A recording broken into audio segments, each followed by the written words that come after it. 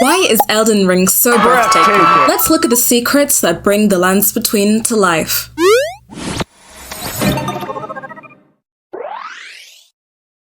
So, what really makes Elden Ring so impactful? Is there something so integral that adds to the game's immersive experience? Well, this is a question we wanted to find answers to today.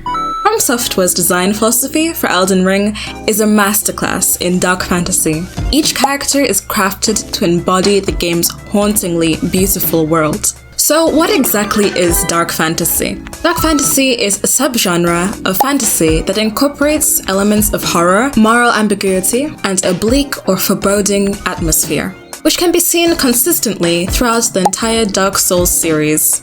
However, unlike in the other games, Elden Ring is open world, which allows way more opportunities for exploration and discovery. Every area in the open world has a strong feel of history and depth, which allows you to authentically discover its lore yourself through gameplay, which can feel a lot more rewarding than some traditional methods, like forced cutscenes. It's more like you're there after everything has happened to pick up the pieces and put them together. A lot of the architecture in Elden Ring is heavily inspired by medieval Europe.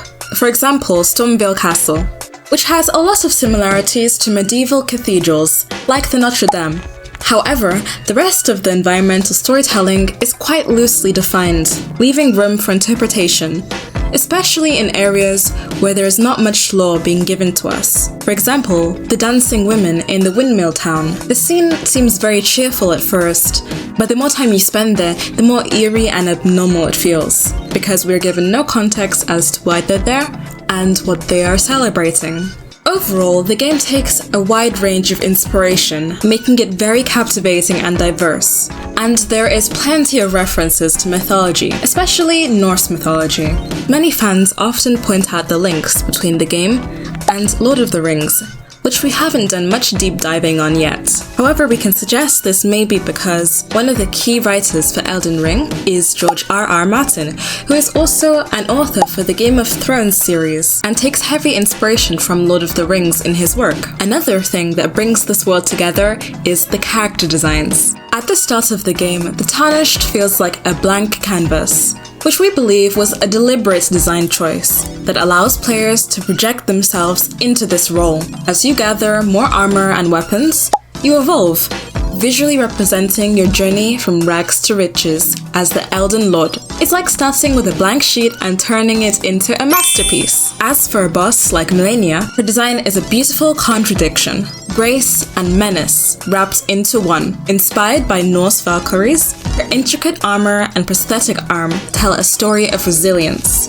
Her look isn't just for show, it's a narrative device which gained a lot of traction for the game, where we initially saw her for the first time fighting Radahn in Caelid, and the aftermath of that can be seen as we explore the area in the game. As for the other NPCs, they too tell their stories through visual cues. Look at Rani, who is a soul trapped in a doll's body, but despite this, she stands out amongst all the other NPCs in the game, as also being one of the first ones to help us. While it is very easy to take this as a kind-hearted action from her, she still comes across as very mysterious, as her youthful appearance comes across as naive and rebellious. It is obvious that she does ask us to serve her.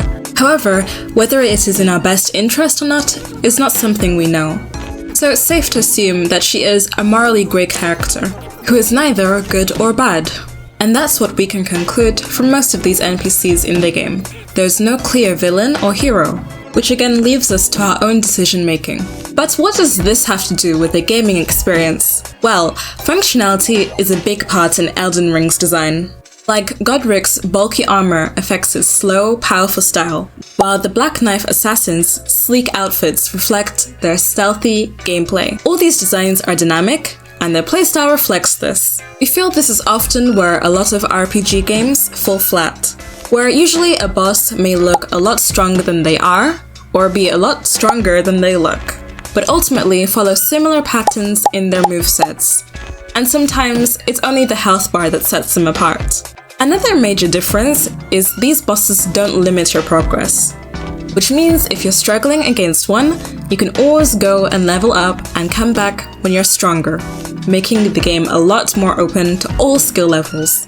Although, like many of the other Souls games, we do wish the classes were a bit more unique from each other, as apart from the starting gear and their stats, there's not much difference that sets them apart. Like in some more traditional RPG games, where if you play a knight in one playthrough and a samurai in the next playthrough, there is a big difference between these classes and their playstyle. Of course, this does not apply to everybody, and it's not necessarily a critique, but just something that we would have preferred about the game. As some people may enjoy the freedom of having to choose whatever class and being able to do whatever they want to do, rather than having to stick to one consistent build, weapons, and abilities. So, why is Elden Ring so compelling? It's the full-roundedness of the character design, aesthetics, functionality, and the lore. Additionally, the game has created a vibrant community through shared experiences, lore discussions, and fan theories, which contributes to its lasting impact. As well as the DLC that recently came out, which has an additional 45 hours of content, and caused a lot of old players to return to the game after completing it. Ultimately, the game builds on its past successes and push the boundaries of the genre. Let us know what makes Elden Ring stand out to you. Be sure to like and subscribe if you enjoyed this video, and share your thoughts in the comments. Thank you for watching.